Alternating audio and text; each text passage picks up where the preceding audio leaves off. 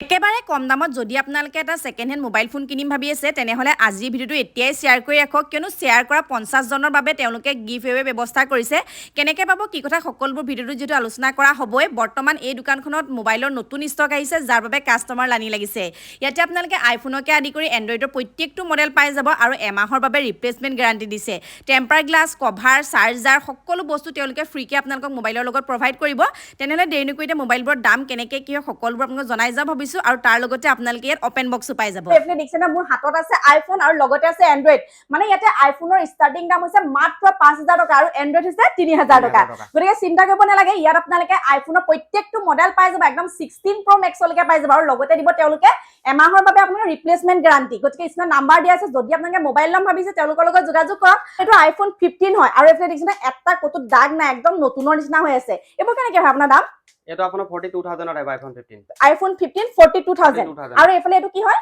iPhone 12 আপোনাৰ 20000 ৰ পৰা আহি যাব কাস্টমাৰ বে কিবা অফাৰছ পৰা ৰাখিছে নেকি অফাৰ মানে আপোনাৰ আমাৰ ইনষ্টাগ্ৰাম পেজ এটা আছে ড্ৰিম মোবাইল ষ্ট'ৰ বুলি তাত আপোনাৰ 20000 হ'বলৈ গৈ আছে 20000 ফলোৱাৰ্স কমপ্লিট হলে আমি দুটা মোবাইল গিফট কৰিম এটা 11 গিফট কৰিম আৰু এটা আইফোন 7 গিফট কৰিম দুটা মোবাইল আৰু আপোনাৰ আৰু 50 জনক দিম আৰু 48 জনক স্পেশাল গিফট থাকিব মানে ভিডিওটো শ্বেয়াৰ কৰিলে তেওঁলোকে পাব